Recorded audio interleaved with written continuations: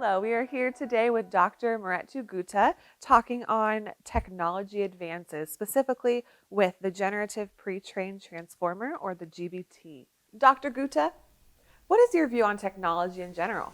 Oh, thank you so much for this question. And I think we all are familiar with what technology is because we're surrounded by technology. Every single day our life is totally dependent on technology. And, the Greeks, invented this term, techne. It could be a skill, a craft of some kind, or art, or something like that. But technology has got a very sophisticated meaning and sophisticated features to it when we actually evaluate the concept itself under many different disciplines. So we're not going to be able to have one universal definition of technology, but we do have a kind of a watered down, daily version of technology. Well, I have a car, and most of you have also cars, and we have airplanes and computers and drones, and the list goes on and on and on. And well, when I actually talk about modern examples of technology, we shouldn't really lose sight of the fact that technology really comes in various forms. A table is an expression of technology.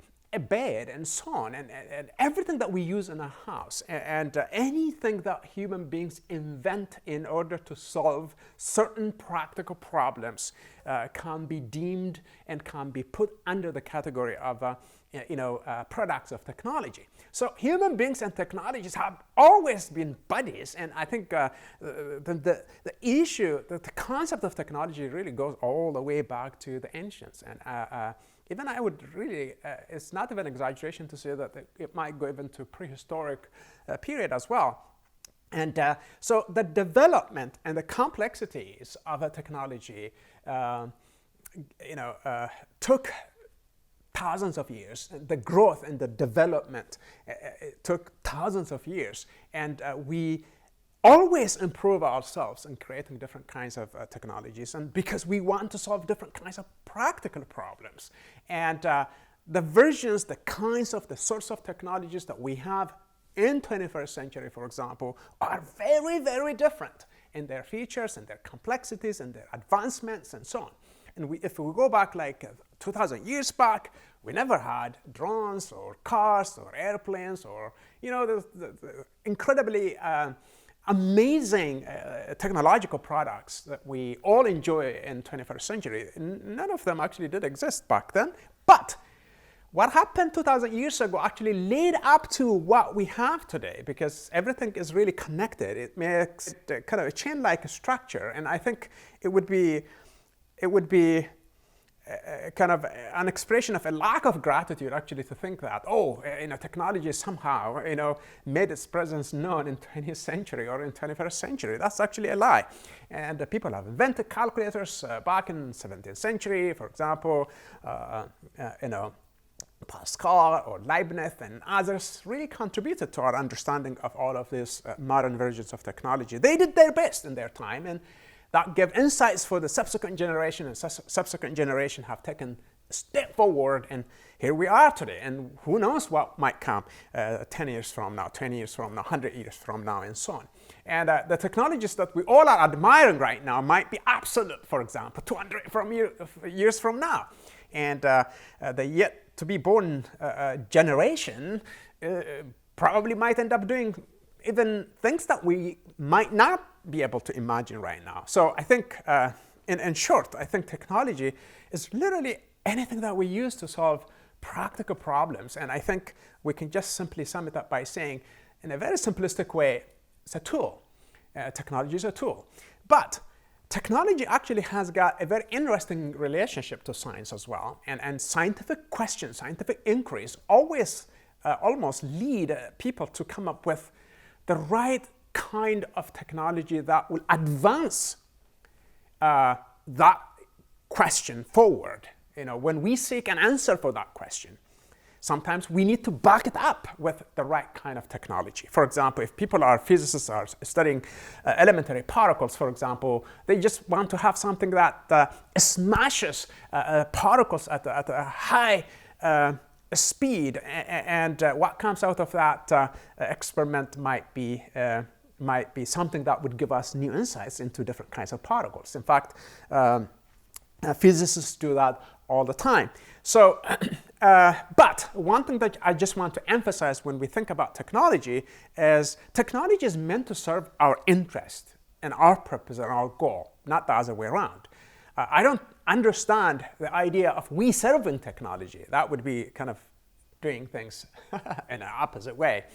And technology has to solve our problems, and we've invented technology, and their existence is exactly dependent on us, and it took us to bring them into existence, and they didn't really kind of sprout out of the ground or, scripted out of somewhere, out of nowhere. And technology is a reflection of human imagination and human creativity and the power of human mind in general. So therefore, if we look at from this angle, technology is important, and technology could also be harmful as well, because it's just a tool. It all depends on how we use it, right? So in our kitchen table, we have knives and forks and other stuff. Those are things that we use to cook food, okay?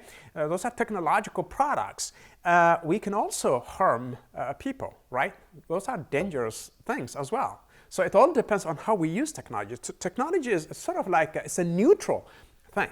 But the intention attached to that neutral thing could really give it a different kind of meaning. Harmful thing or useful thing or something like that. So in general, I think what I have said so far is nothing complicated, nothing unfamiliar, nothing new.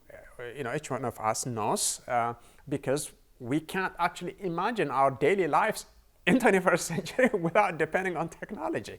So we use technology for everything that we do. We want to take pictures and we want technology. We want to write something, we want, we depend on computers and so on. And print out something, we depend on computers and so forth. Printers and so on. So technology is all around us, and we've made a very almost hard to divorce kind of relationship with technology. And I think, so therefore, it's easy for us to think that, technology is always useful, always good, always innocent, and so on and so forth. And I think we can draw that very kind of quasi-false, challengeable assumption. But my own view for this question would be like, well, okay, it's all around us. We know what it is because we depend on it. So that's what I have to say for now. One of those new technologies that we've seen on the rise that has been a bit controversial at times, or for some, has been the GPT or the ChatGPT. There's been a lot of talk recently on the rise of just AI technology in general, but how would you say that ChatGPT differs or compared to previous AI technologies, such as search engines? Yeah, ChatGPT was released in November 2022. It's a recent technology that was introduced to all of us. And yes, it's very, very different from other older versions of search engine. For example, if you Google search, you can just search something and you get the information. And that's pretty much what this kind of service that you get. So you cannot ask, for example, Google search for you to write up an essay or to interact with you as if you're interacting with another human being. This is a kind of an OpenAI language model introduced that can self-modify and understand different conversational contexts and respond to questions within the right kind of context. And it's very, very different because we never had that kind of technology before. So ChatGPT it can write up essays, it can modify things according to your need. For example, you might say, what is quantum physics, what is general relativity, what is string theory, or whatever the question that you would like to ask this language model.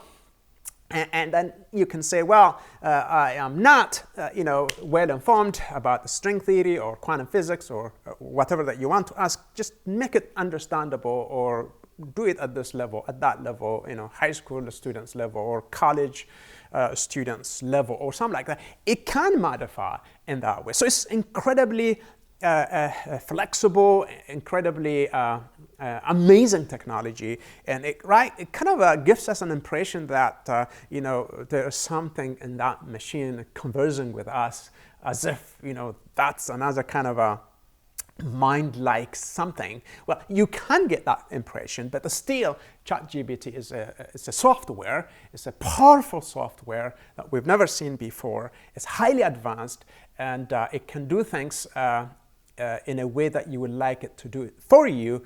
And so the difference, the major difference is that other search engines can simply spit out the information that you kind of ask them for, but this one is kind of going to do something on your behalf. Not only kind of spit out information, but can write up essay and answer questions in a way that other search engines are not able to do. So this is a kind of a powerful language model, powerful OpenAI system, and so it really is amazing. It's the power of human mind.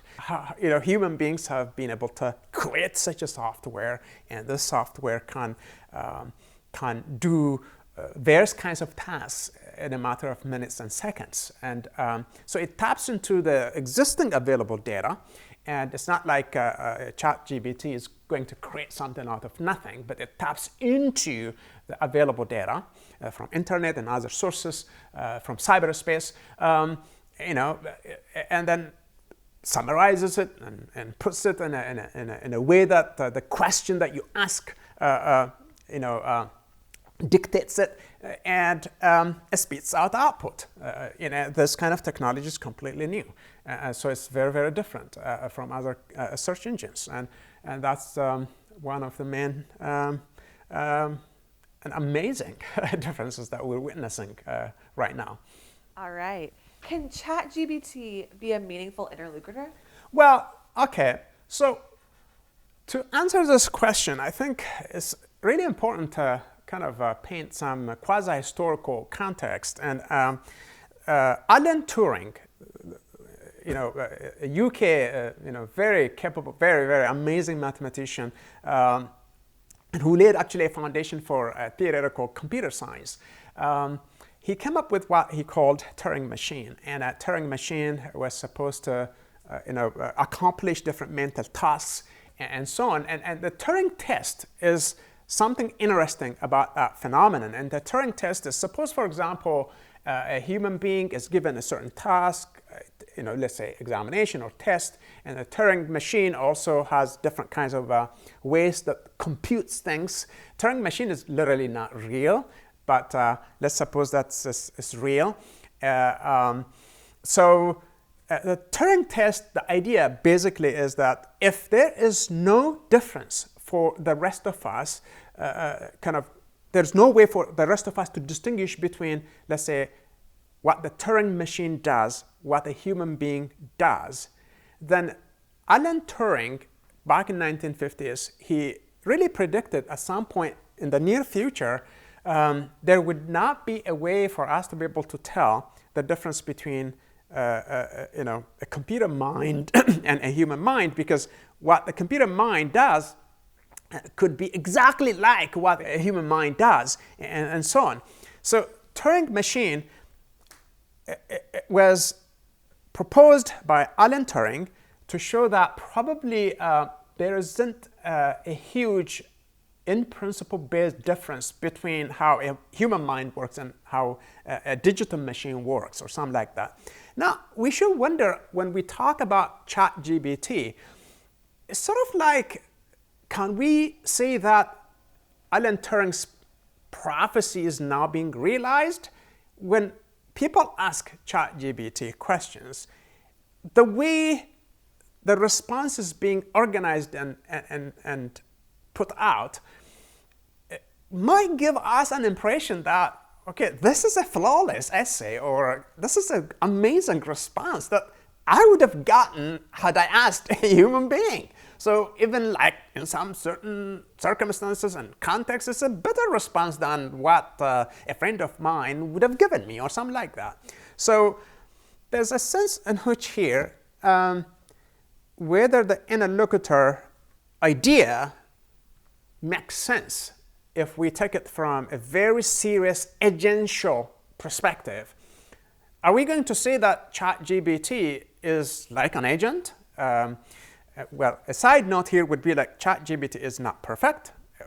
Can give you very mistaken information as well. That's why experts are always seeking human feedback, for example. The more input we give collectively, then over time the ChatGPT will improve itself. Because from supervised learning, now in reinforcement learning pulls out human input significantly, and then based on the pattern that was fed into the machine kind of can display quasi-self-autonomous behavior in accomplishing and computing what it computes. So I think to think about the interlocutor idea here is it really raises a lot of metaphysical questions. So when I or someone asks a certain question, ChatGPT, and ChatGPT, the impression is exactly interacts with you as if a human being is interacting with you. So other search engines, as I've said, speed out information, but this one you can interact. Okay, what do you mean by this? Why did you say this? And what if someone says that and this? And you can have those kinds of extended conversations, and ChatGPT can also track the context in which something is being said and can actually recall what was said a minute ago, 10 minutes ago, connects what you're saying currently with what you said in the past. And this is a very amazing phenomenon that we're witnessing. That is how we actually communicate with human beings, right? Human beings can recall. They say, well, you said, earlier, such and such. I don't understand why you're saying this. What do you mean by that? And then as human beings, we can go back, revise what we said, and then we clarify what we said, and then, the strings of these conversations move forward. That's the kind of thing that we're witnessing here. So the idea now is, okay, someone might say that, oh, well, okay, we've arrived. Alan Turing's prophecy has now been realized, and computers are almost close to being agents, and so on and so forth. I have reservations there. I don't think computers are agents in any meaningful metaphysical sense. We've invented them, we've created them, we've put them in a certain way, and they mimic, they simulate, they do things at the highest speed and so on. All of that is okay. But to say that if whether ChatGPT can be a meaningful interlocutor is, I think it should be evaluated in two ways. Okay. You can take what Daniel Dennett, another American philosopher, has got this view called intentional system theory. Intentional system theory is all about taking some kind of a stance towards some kind of object. And Daniel Dennett talks about three kinds of stances, physical stance and design stance and intentional stance. And let me simply talk about the last one, the third one, intentional stance. So the intentional stance is you take sort of like intentional stance with respect to a certain object as if that object is an agent. So as if that object has a belief, desire, and so on. So based on that, you can predict the behavior of that object. For example, sometimes I might take intentional stance toward my computer. Here is exactly how it goes. It's a bit, it makes me act like sometimes like a child. So if my computer really malfunctions, sometimes I get really frustrated and I say, what's wrong with you? What's happening? What is going on? Okay, what is happening there is I'm taking an intentional stance. It's sort of like as if the computer is literally an agent and grudgingly and knowingly frustrating my intentions and not cooperating with what I'm doing and trying to frustrate what I'm doing. But computer is not any of that. Computer cannot really do that kind of thing. But human beings can do that kind of things because human beings are really metaphysically, in an important sense, they are agents. But computers are not agents, but they can give us an impression of being agents in the way that they interact with us. Especially ChatGPT is at a much higher level in terms of creating that kind of impression, because the conversation goes back and forth. And within the conversational context, it really comes very close than anything we've seen before to giving us that kind of impression. But I still think that computers are not agents, and there is nothing in that machine. And that machine is just operating on the basis of the software that engineers have created and invented, and also the programs that experts have created. So I think the short answer here is that I do not consider computers as agents. I do not therefore consider ChatGPT as an agent that I interact with. By agent, I mean if it is taken in a metaphysical sense. But if it is taken in an intentional stance sense, sometimes as if those objects are, some sort of, they have some sort of features that we attribute to agents, then that really makes sense, because you're not literally considering that object as a real agent, but you're just treating it as if that's an agent. But the object is mimicking and simulating what you're saying. That's actually how I see it, but it's not. This time is not really a time where I can go into the nitty-gritty stuff about this intentional stance theory. But the intentional system theory can be used in order to make sense of how metaphorically we can make sense of, I can have conversation with ChatGPT, and I can get some answers. I can get some consolation, but I am not sure that consolation is coming from an agent. It's just we're pretending as if that's an agent. That's how I see for now. Okay. All right, Dr. Guta, going off of that question, a lot of people think that maybe ChatGPT or computers as a whole may understand what they're writing. Do you believe that's true? Okay, very good question. I think I would like to say something about this question in response. There is an American philosopher by the name John Searle.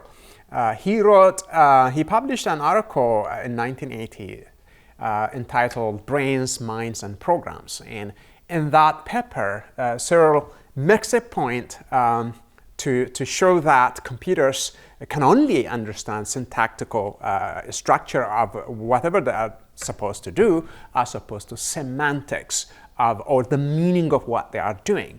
So Searle makes a very strong claim there, saying that artificial intelligence, especially a strong version of artificial intelligence, at least its proponents think that computers not only simply serve as tools, where we can use them to write up essays or accomplish different kinds of tasks, but computers in and of themselves literally can function as a human mind functions. So strong AI proponents, down the road, it should be possible, not only in principle or theoretically, but it should be possible literally for computers to be able to do what human minds actually are capable of doing. So therefore, John Searle used a very interesting counterexample that he put it as, described it as Chinese room thought experiment. Chinese room thought experiment is a thought experiment that kind of designed to show that a person can understand syntactical structure of a certain language, can manipulate syntactical rules if that person is given certain instructions along with that. And manipulation is easy. That person doesn't have to understand Chinese language, probably may not have even heard of Chinese language, But it is possible to prove that if that person were given instruction in a Chinese characters, and if that person is put in a certain room, for example, and let's suppose, for example, some person is outside that room who absolutely perfectly understands Chinese language, perfectly speaks Chinese language. Let's say that that person is a native Chinese language speaker. So a person who is in the room who doesn't have any clue about Chinese language has been given instructions in a language that the person understands to kind of do something. For example, when someone asks a question, relates this picture, this shape of that Chinese character with this response, okay? So these are instructions. The instructions are clear. The person doesn't understand anything about Chinese language, but can still manipulate based on the instruction that person has been given whenever an interrogator puts out a question, and for the person who has no clue about Chinese language, can still manipulate that. So what exactly is happening here? A person is mechanically simply carrying out a certain task without having the slightest a clue as to what the person himself is saying. So Searle's main point here is, well, it is possible to do that, not only theoretically, but it's possible to do that. If I am a certain language speaker, let's say English, and I know people have given me instructions in English, and then they ask me to relate those English instructions with a certain kind of language that I have never actually learned to speak. So, well, I can just relate this ship with that instruction. When this instruction says, like, move this ship that way, and if you hear this kind of sound, or if this kind of question comes through this outlet, you have to relate that ship with that as an answer for that question, and this kinds of characters as an answer for that question, and for that question, and for that question. So for the person in the room, the only thing that that person is doing is literally simply syntactically moving things, manipulating things based on the instruction that person has been given. John Searle's main point now is to say that, well, computers actually function in a similar way. Computers do not understand what they are doing. There is no semantical grasp of what they are actually manipulating. They just manipulate the process things based on instructions that are built into them. Let's say algorithmic steps, step-by-step instructions, and that the programs that are built into that computer. So the computer, functions according to the programs actually built into the computer run on that computer. So the point here is now it is possible to manipulate syntactical rules without ever having the slightest clue as to what's being processed and what it means, and the content is completely not understood in any way. So John Searle made this incredible distinction that has been debated for a number of years, and still the debate hasn't been put to rest, actually. And I personally don't believe that it will be put to rest anytime soon. So it is possible to understand, to manipulate syntactical rules without ever understanding, what the content is saying, without having any semantical grasp of what that person is doing. So therefore, Searle in that paper, vigorously defended his position by saying that all we can say about computers, they are very, very good in manipulating syntax. They are very, very fast and with the speed with which they actually carry out that kind of process. So therefore, do computers actually understand what they are saying? The answer for John Searle is absolutely not. In fact, John Searle says there's zero chance of computers actually grasping what they are actually processing, what they are actually manipulating. So therefore, all we can say, according to John Searle, is computers are very good, better than human agents in processing things. They are very fast, and they do it with incredible degree of accuracy and so on. But do they really understand what they are doing? Absolutely not, because they are not agents. And in fact, I've made a remark that proving computers being agents in the sense that human beings are agents is extremely difficult task to undertake, because it's a straightforward metaphysical project. And in fact, another philosopher by the name Erik Olson, who teaches at the University of Sheffield in the United Kingdom, he wrote one chapter in a book that I've edited, and the book is entitled Consciousness and the Ontology of Properties, published by Routledge in 2019. In that book, in his chapter, he discusses about the metaphysics of artificial intelligence, and he focuses, just the way Searle does in his paper, on a strong artificial intelligence. And in that paper, Olson actually points out that it's one thing to say that as proponents of a strong artificial intelligence, people really talk, oh, we can prove literally in the same exact sense that computers are no different than human minds and so on. But he puts out a very, very important challenge. And one, he says that we need to show what artificial thought comes down to. And we also have to show what artificial subjects who bear mental properties in that gadget they come down to. What exactly is artificial subject? A bearer of artificial thoughts, artificial beliefs, artificial desires, and so on. Or consciousness in a machine, for example.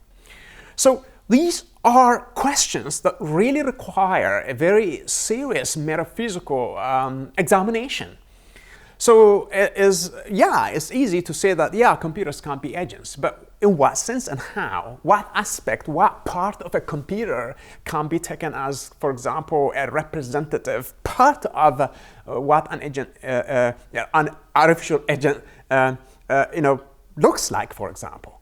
Even in the case of human beings, the debates are still raging on. Are human beings material beings?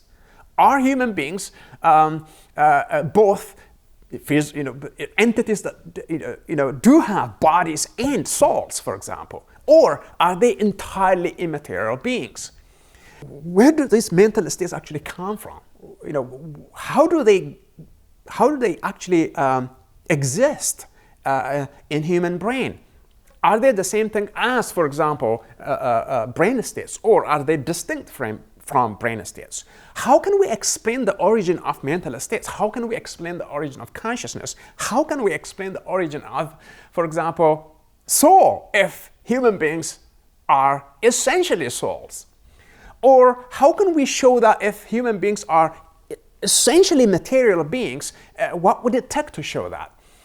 All of these questions haven't been settled and have been debated for thousands of years. Now, we haven't even settled central metaphysical issues about us.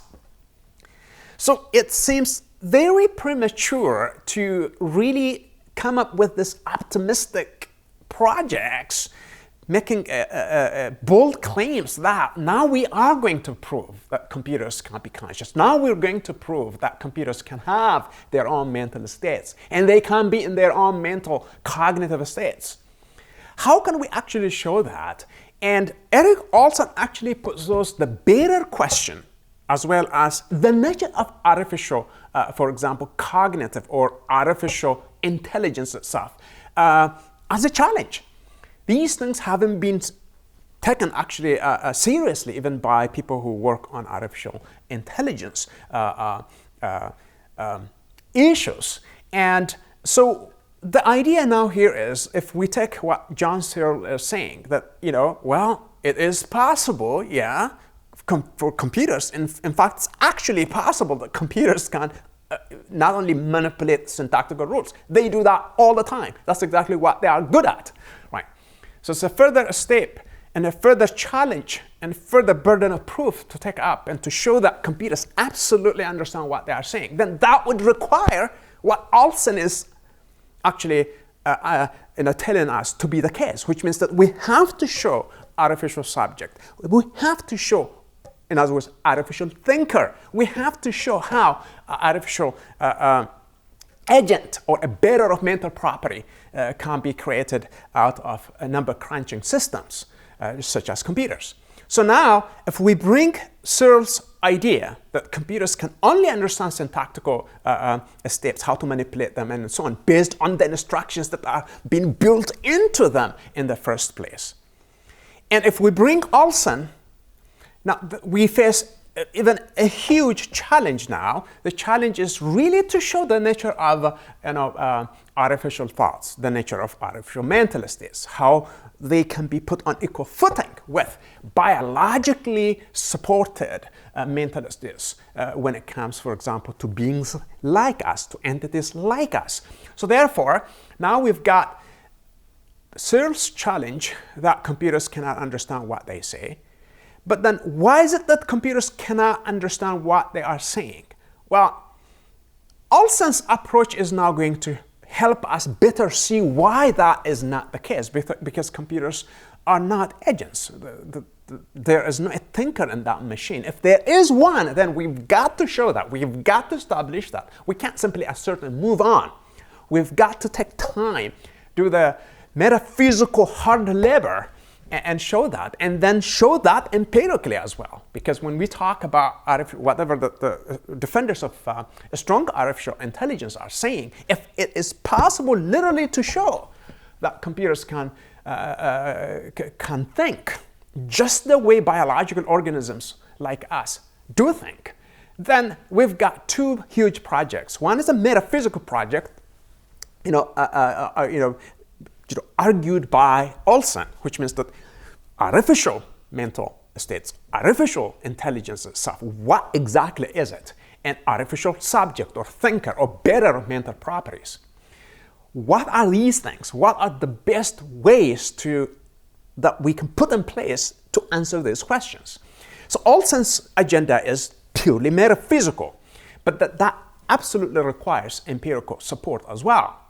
So Searle's idea is more of epistemological. Okay, well, we can show that they manipulate syntactical rules because the syntactical rules are absolutely written out by, computer scientists. They didn't really come out of nowhere. So that's pretty easy. That's what computer scientists actually learn. Coding is all about that. So, but how do we know that, computers really do not understand what they are doing? The Chinese thought experiment seems to be very, very powerful in helping us see how a person can manipulate things that person has no clue about without ever actually achieving any level of understanding of what that person is manipulating. So now, if we marry the insights that we have from Searle and Olson, it's really not difficult to see how a huge hype that we are hearing all around us when it comes to ChatGPT, for example. Is it the case that ChatGPT really understands, let's say if someone requires, write me up an essay or something like that. Is it the case that the ChatGPT is also understanding what the content of that essay is all about? Well, if we bring and buy Searle's challenge, Chinese room thought experiment, the answer must be no. If we also turn to Olson's challenge, the answer seems to be absolutely not clear. And if we say that, ChatGPT is understanding what it's doing, then we have to answer the metaphysical question that what exactly is that agent? And where in that machine that agent can be located, for example. And it brings up, for example, just what the philosophers of mind talk about explanatory gap problem. How is it that from the complicated electrical and chemical activities in our brain, how is it that we end up literally having this massive, extremely complicated subjective experiences? How is that really happening? The same thing actually in a parallel fashion can be asked about ChatGPT and other technologies that proponents of, let's say, strong AI people often try to sell to us. Well, we have to ask, how is it that, artificial mental state is actually emerging and arising from that base? And now that artificial thinker is also emerging from that physical device, which operates on the basis of silicon-based functions on not carbon-based life, but also, let's say, silicon-based life or something like that. So our life is based on carbon or something like that. So we're going to now get ourselves into the same deep waters that philosophers of mind have been debating for thousands of years. So it's not going to be a declaration of victory. It's actually time to even ask, on our part, hard questions, hard metaphysical questions that are going to really be difficult, not only to answer them, even to fairly understand them. So still we're debating about our own nature. There is no consensus as to who we fundamentally are. Are we fundamentally material beings? Are we fundamentally material as well as immaterial beings? Are we fundamentally somewhere in between? Are we fundamentally nothing else, nothing whatsoever? There are tons of things out there. So I think my point here is not to actually sway your opinion one way or another.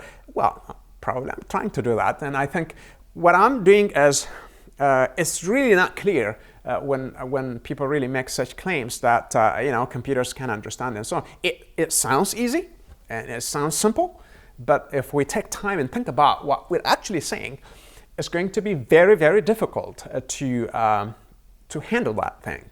So if we haven't made, in our case, progress, why should we think that we are making progress in the case of gadgets?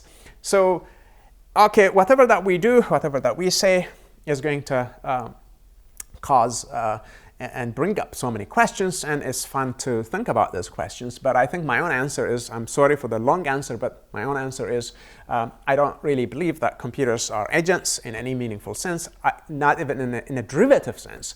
I don't also think that computers understand what they are doing. And I completely agree with Cyril. They are extremely good, better than us, yes, in manipulating syntactical stuff at a much higher speed and with a much higher accuracy rate.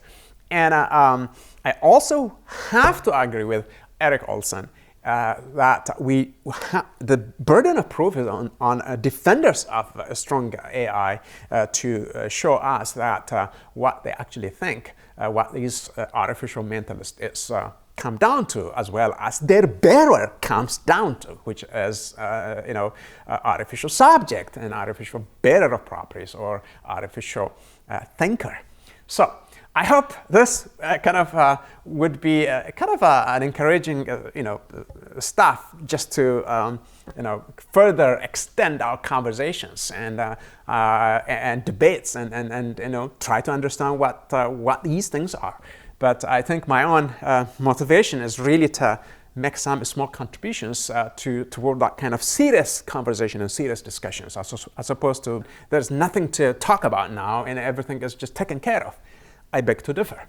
And we haven't even touched the surface of the difficulties that we run into once we actually get serious about these projects. Therefore, my verdict would be, Cyril, you're right. Olson, you're right for now. So let's say I'm just teaming up with these people, and then we will see what others have to say. Thanks. So you've definitely mentioned the differences between humans and this technology service. Many are skeptical, some have embraced. Where are you on the application, how it affects human interaction? Okay, I think what are the advantages and disadvantages of ChatGPT technology? Okay, here are three schools of thought that I think of, just off the top of my head. Some people might be skeptical. Some people might be fully into it and say, this is a technology we have to fully embrace with all our might, and it's just wonderful, that's all we need, and so on. And some might be somewhere in between. Okay, yeah, in some sense it might be useful, in another sense it might be not so useful, so undecided, hybridist, somewhere in between. Okay, where do I stand on this matter? I think, for me, I'm quasi-hybridist, but I incline towards the cautionary side because ChatGPT can easily take away our skills, can easily make them be rusty. Okay, here is how it does. Okay, consider, for example, in the context of education and how I write papers, how I write books or something like that. And I spend a lot of hours reading a book, trying to digest what other people have said about a certain issue.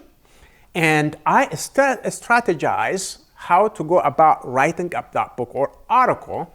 I discuss those ideas with my friends and so on. And it's always in my mind as I drive, I'm writing my article, as I do different things. I'm always thinking about that. I'm always reflecting. I'm always thinking about that issue that interests me and so on. I am actually putting myself in a situation to experience what it is like for me to digest what other people have done, what I would like to do, how I would like to do it, and so on. So there's this experiential side to it. It's sometimes agonizing.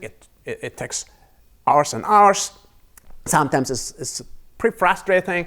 You might actually face writer's block and so on. And to break that cycle, you just spend sometimes weeks, sometimes even months. But that process eventually is going to reward you. It's going to cement you. You're going to do it organically. It will be part of you. You've internalized that process. And it's excruciating, it's painful, it's frustrating, and so on. But at the end, it's gratifying. So come to ChatGPT. Fine. It's going to relieve you from all of that trouble, right? Okay? Sit back on a nice couch, just put your question, and it writes to you a couple of pages of your essay. According to some people, well, that's very good. All we have to do now is just go ahead and edit things and just, tweak here and there and make some cosmetic changes and so on. And we've cut by more than half the time we would have spent, doing it from scratch and so on and so forth. So if people are really trying to argue saving time, doing things by taking a shortcut, by sacrificing the skills that we would have been able to develop if we had done it like through the organic way and so on, it would have taken us X amount of times. But now we can use this technology and we can really save time and so on. Okay, let's admit that's a benefit. Okay, but what's the price that we're paying to do that? The price that we're paying to do that is probably by creating what I call a mental crutch. A mental crutch is the idea that the technology is going to be something that we totally depend, even to write a simple thing as an email.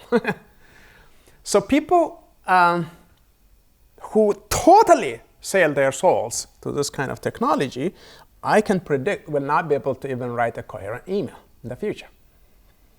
Is that advancement? And I would say no. Should I do that? No, I shouldn't. Because I just want to master things organically and I want to internalize things. Okay, oh yeah, we can still internalize, using this technology, some might argue. Human nature is such that it's highly unlikely. If you have a shortcut to do something, let's say if you want to understand a differential equation or quadratic equation or relativity equation or something like that, or quantum physics equation or something like that, those are very difficult equations, or calculus or something like that. You need to spend hours and hours to master them. And math teachers tell us all the time to get good at math. You don't have to listen to someone who is brilliant in math. Listen, but go back home, sit down, pull out your writing pad, muddy your hands. Do it yourself, every single exercise. Do it organically, do it naturally. You can make mistakes fine. Over time, you can wean out those mistakes. That's exactly how computers or even machine learning actually works. So I think my concern now is not to say that I'm not under any illusion that simply because I raise these worries that people really stop using ChatGPT. But what I'm saying is it's literally the potential is there. If we are giving everything, surrendering everything to this machine, and okay, what is our role? Our role is going to be inferior. All we have to do is, put the question, what's the differential equation? Tell me the steps, or I would like to code, and what's coding, and use the Python and the JavaScript version and do this and that, and okay, it spits out to you in a matter of seconds and so on. Okay, if somewhere to let's say were to ask us, just write that coding for me organically, on the whiteboard, and don't use anything, and just do it naturally. Just explain that concept to me. I think once the technology becomes a mental crutch, many people will not be able to do that. And that is really a very, very bad price to pay. And what if, for example, in the future, let's say, I don't know, I'm just thinking, okay, let's assume that musicians, or people in different spheres of life, what they do, the tasks that they carry out, the things that they do, what if they are taken over by such machines? And what exactly is our purpose? I mean, what are we, okay, what is left for us, and so on? I think there is a real worry here, and I think teaching dynamics will be very, very different. And I do not want my students to give me an essay written by ChatGPT, and I'm not going to give them any grade for that. And I do not want to train my students, to use it better and ask questions, so that the machine will compose those essays for them, and then they hand that in to me.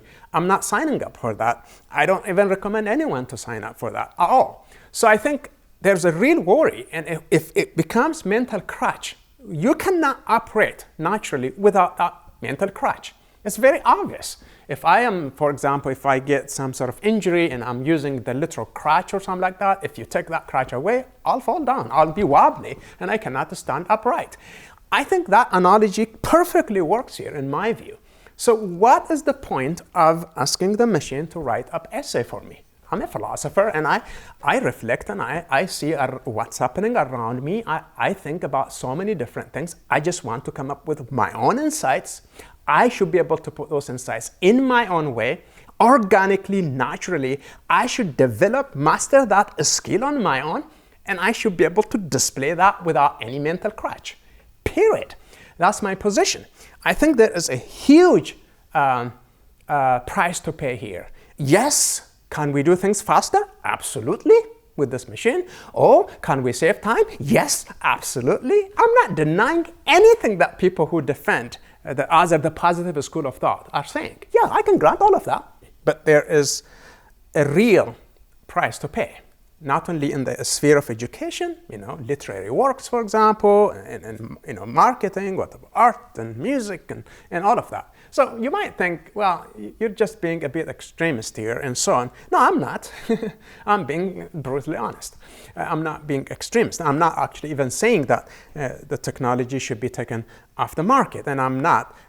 I can't say that, and I don't think I have to say that. But the real consequence of totally being dependent on this sort of technology will completely backfire, because we can be people who barely able to think for themselves, barely organize their thoughts in such a way that shows that they have really worked hard and they have mastered this skill. So I would like to say that our rational faculty would be rusty if we totally surrender ourselves to this technology. And I do not actually want people who create this technology is to think for me and to set the tone for me how to do things. I would like to do it myself. Well, you might say, well, you might make mistakes, and the technology doesn't really make mistakes, blah, blah, blah, blah. Why should that matter? Why should that? I have lived all my life making mistakes, improving myself, self-modifying, and so on. So computers do the same thing. When we talk about machine learning or self-modifying and reinforcement learning, supervised learning, all of that is not that much different from how we learn things. So I think in a nutshell, I'm just megaphoning here a school of thought that says, well, probably this technology, over reliance on this technology, dependence, is really, really bad because it will deprive you of many opportunities that you could have used to advance your own understanding of things. And you do not want to have a mental crutch unless it's absolutely necessary. So that's my worry, and I perfectly understand. Everyone doesn't really share this. I perfectly understand the positive school of thought defenders might say, well, you're completely taking things to another extreme. No, I'm not. I just gave you an example. I personally don't wish to master quadratic equation. I don't want the machine to master that skill on behalf of me. I would like to master it, and I would like to do it from scratch. So that's a general worry I have. So moving forward, I think it's going to affect every sphere of human life. Does it have a payoff? It might, yes. Absolutely, I've mentioned it. As defenders of positive school of thought, they tell us all the benefits and so on. Too obvious. We're not going to deny that. At what price? Those benefits are coming our way. That's the question that interests me. So therefore, that's all I have to say for now. So, yeah. But this is an issue for debate. So I'm not really, I don't know, putting full stop on anything that I've said so far. I'm just, sharing my school of thought so that it would be an opportunity for further conversation. Okay, I hope that makes sense. You've mentioned the interaction with the application, but do you think that ChatGPT can replace human beings? Okay, whether ChatGPT can replace human beings or not depends on what we mean by replace. Well, what I've just said actually can give us some clue as to what I am about to say. Yes, it can replace many of human skills. Yeah, absolutely. So if, for example, people are depending on ChatGPT for as simple things as putting up a lesson plan, that's the list, then I think for more rigorous, more complex things, people are not going to care even 1 minute to do that on their own. So if people are depending on lesson plans, okay, on that, it would be incredibly difficult to believe that human beings will take up on a more demanding task and then do those tasks and carry those tasks out, just by spending hours and hours and mastering and trying to understand the mechanics of those things and so forth. So by replace human beings entirely, that's highly unlikely. I don't think we're going to populate our world with a bunch of robots and then, just sit back and do nothing. I don't think that will ever happen, but most of the things we do potentially will be replaced, yes, by these sorts of technologies. And take, for example, book editing or article editing or something like that. Potentially those people will lose jobs, right? So why should I pay money, for someone to edit my work, blah, blah, when I have this stuff and so forth? I think those things are very, very unhelpful in my view. They destabilize society and they destabilize human life in so many different ways. By replace one on a serious note, they do replace, yes, your own skills. I've talked about some of them. For example, if I am a mathematician or a philosopher or, engineer or, computer scientist or something like that, I need to be able to literally have those skills in organic, natural way. I need to internalize those things. I have to have confidence in doing things simply because I've mastered them. They are part of me.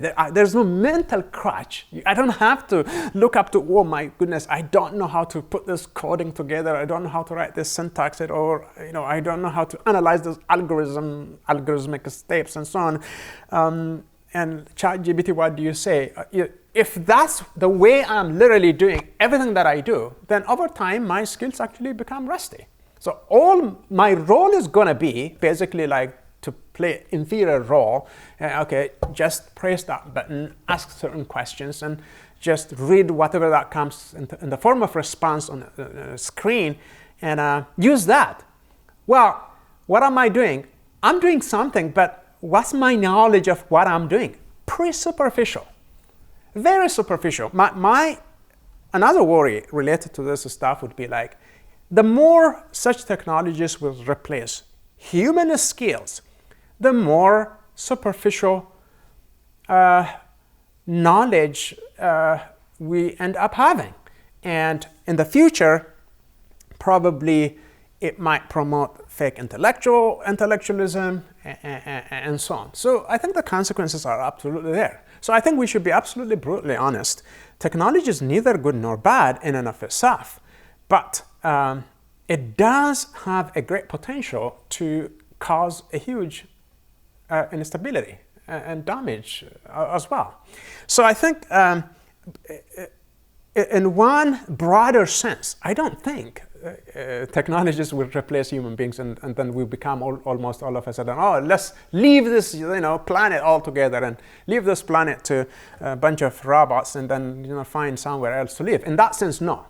But in a very kind of a specific way, yes, most jobs might be replaced, and already most jobs are in potential danger. So I think my own worry as an educator myself is really to say that I would like my students to master things in an organic way, and I want them to sit down, spend hours and hours, try to internalize that information and build confidence, have something to say without having a mental crutch. Does that mean that technology should never be part of the equation of what we learn? Absolutely not. We're already using different kinds of technologies in what we do. I use technology when I write my books. I use technology when I write articles, and I don't write that old-fashioned way on a piece of paper like, it's just laborious. So yeah, there are benefits. No one is really denying that obvious benefits. But my relationship to technology, especially to this brand of technology, I think should be given a careful consideration, and I think it might backfire in so many different ways. Yeah, superficiality might be embraced, and then people might not mind about it. And I think, personally, I do not like to embrace superficiality. I would like to sweat. I would like to spend hours. I would like to reflect. I would like to meditate on what I do, and so on. I think I don't see how that can happen once ChatGPT kind of technology becomes my mental crutch. I'm unable to see that. Okay. Many people say that technology could get sophisticated enough to be smarter than humans, though. How would you address that claim? Well, whether technology could be sophisticated enough to be smarter than human beings is the idea that really has interested me for some time now, and I have had an opportunity to share some of my thoughts in different platforms. I completely reject the idea that technology, when it gets sophisticated enough, all of a sudden can really kind of demonstrate how it is smarter than the people who've created it in the first place. I think, let me repeat myself here, what I have said elsewhere. And I have this kind of argument that I'm working on, what I call ontological superiority. So the ontological superiority is the idea that so technology, as I've said at the beginning of my talk, is something that came into being because of us, right? Any version of technology for that matter. There's no natural technology. Technology is artifact, right? Artifacts are things designed by human beings like you and me, and they use their imagination and the power of their mind and to put them in the way that they put those technologies together. Okay, so the idea is, if I am let's say the metaphysical, the originator, the causal source of this technology is, then I maintain an ontological superiority over them. That's kind of a point that we can't debate over. Okay, so I have this what I call a model called N+1 for any advancement that we make in creating and investing sophisticated technologies. We are one step ahead because it's always taking us to bring those things into being, to make them behave and act and accomplish in a way that these technologies are doing things and accomplishing things. I denied completely that computers are not agents, no matter how sophisticated they are. So we cannot attach intentions to technologies or their own independent beliefs or desires or emotions or something like that. I know in different contexts, people really toy with the idea of, oh, we can upload emotions and consciousness and blah, blah. All of those arguments are all around us. We do not have even a clue where consciousness came from. And we don't even know what the origin of consciousness, whether consciousness is the same thing as brain state or distinct from brain states. I happen to think that it's completely distinct, but everyone doesn't think that way. We do not even have a significant understanding of our own nature, let alone now to have confidence to say that, or something, machine is smarter than me. But here is a toy version of a smartness we can attach to machines. So forget about the complicated machines like ChatGPT or other AI products. Take your own car, okay, a simple car, okay. My car actually can, let's say, can travel 120 miles per hour or something like that, okay? There is no way for me physically to be faster than my car, no matter how hard I try, right? No matter how well I train myself. The physical laws are such that I will not be able to bring my speed up to that level, even 90 miles per hour or 50 miles per hour. Is this metaphysically possible? Yeah. In a world where the laws of nature are completely different, unlike the laws of nature that we have in this world, yeah, I could run, let's say, 5 miles in 1 minute. Why not? But we're not talking about metaphysical possibility here. We're talking about physical possibility. So it's physically impossible for me, okay? Now, the car is a product of human imagination. Human beings have produced and made up this car. So in some way, yeah, in this kind of a secondary level, yeah, a car is stronger than me. A car can really run faster than me. I cannot compete with my car. Yeah, okay, I can grant that level, that second level of smartness.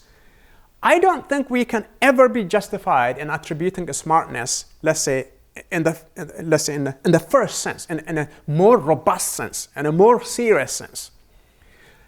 ChatGPT, AI technology, any technology we've ever seen, witnessed in our world are brainchildren of us, which means that it took us, not it didn't take anything else.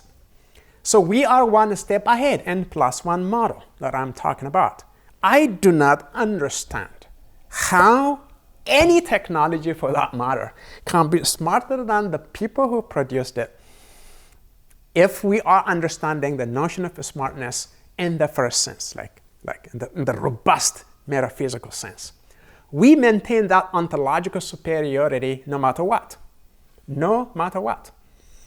I think it's almost a non-starter to really talk about the smartness in the first sense. Yeah, I understand many people really talk about it because people who defend artificial intelligence, especially the strong version of artificial intelligence, they say, no, literally, we can narrow the gap between human beings and computers. Let's suppose that gap has been narrowed.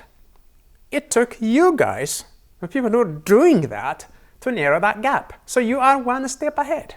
So you will never be able to exactly make that bridge, no matter how hard you try. So I happen to think, probably some people might think this is, a very strong dogmatic position. No, it's not a dogmatic position. Ontological superiority can be understood in a very simple, mundane way. This is another example that I always used elsewhere and also continue to use. Let's suppose I am the first person who ever climbed to the summit of Mount Everest. Okay, from all the people who ever existed on this planet, I happen to be the very first person. Okay, So no matter how many people climb to the summit of Mount Everest after I already did, guess what? I maintain necessarily historical superiority over every single one of them. No one can come even nowhere close to me in taking away that position. So that's it. Case closed. It's historical superiority. I am the first person who ever climbed to the summit of Mount Everest, period. I think we can draw a parallel argument when it comes to our relationship to what we are ourselves produce. And I call, elsewhere, in some of my works, I call this the product maker-God problem. The product maker-God problem would be like the maker is always one step ahead of the products that the maker actually brought into existence. So there's a kind of this metaphysical, ontological problem standing in our way to establish smartness in the first sense. And I do not buy that argument because I am not convinced. If there are arguments that can show me that how that ontological superiority can be overturned, I'm totally open for that. But I don't really see the prospect of that ontological superiority being overturned because it seems pretty much self-evident. It's one thing to appreciate what we create. It's totally a different thing to kind of make inference from that and say, well, oh, a gadget that I have produced, you're smarter than me. Yeah, in a secondary, in a more loose sense, yeah, but not in a serious sense because I brought you into existence. And so I think that's kind of a ongoing controversy and conversation in computer science and philosophy of mind literature, but I think this issue hasn't been resolved, and I don't think it will ever be resolved, and I don't even have any even remotely positive feelings about this controversy being resolved in any meaningful way. So having said that, I think we can appreciate the power of human mind. I think we can appreciate how much we can accomplish, how much we can use our mind, imaginations, and so on. It's a collective effort, and our nature is such that it's absolutely amazing. Okay, let me end this question with the following remark. What exactly is ChatGPT and AI, these amazing technologies that are coming out, or that have already come out? So there is another theory in cognitive science called extended mind theory. So a simple version of extended mind theory can be put in as follows, without getting into unnecessary details. So is there a way that our mind can be, is there a sense in which our mind can be said to be extended into our environment? Well, yes. So here is how the theory actually gives us a very nice way to explain this concept. Yeah, so you have smartphones and so on. So you've uploaded tons of information on that. Maybe your PhD thesis is on your smartphone or on your computer or something like that. So you haven't retained a lot of information that you used to retain in your memory, natural memory, in a natural way. Now it's out there. You care less to memorize things these days because it's right there. It's not going to be erased, and you're going to go and open it and with a click away, and you have the information, so you care less. So there's a sense in which now your mind is being extended into the environment, in other words, into your gadgets, into your computer, and so on. So it's an extension of your mind because the information that you've uploaded in that gadget was supposed to be up here in your mind, but now it's out there in your environment. So in that way, it's extended into the environment. So this is my point. So ChatGPT, OpenAI, whatever the amazing technologies that have been invented from time immemorial up to now, they are reflections of human mind. So your imagination is out there, your creativity is out there, your unbelievable power to put things in a certain way that has been demonstrated on a broad daylight is out there. So when I look at ChatGPT, I'm not actually interacting with another human being. I am reflexively interacting with myself, in fact. I am literally looking at myself, when I look at that gadget, because that gadget is the product of my mind. It's the child of my imagination. So I brought that stuff into being. So it's created, in fact, invented, so to speak, in my image. So it reflects who I am. It reflects my nature. It reflects the power of mind that I have. So if you look at from that vantage point, comparing yourself to the things that you yourself have invented doesn't actually make sense in a robust metaphysical sense, because that's what your mind looks like. So you're looking at your own mind being extended in what you've done. So to say that which you've yourself have invented and somehow independently can enter into serious competitive environment or competition doesn't really make sense to me. Oh, chess playing computers and blah blah beat human beings and don't. Look, that is not a genuine competition at all. You've created a chess playing computer. You've written the software, you've written the program and all of that. Okay.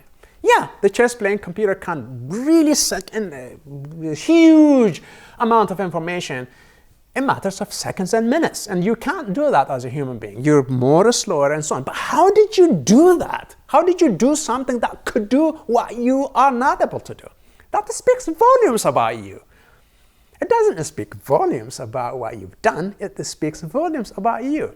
So my emphasis is on the power of mind. It's absolutely powerful. It's profound, profoundly amazing.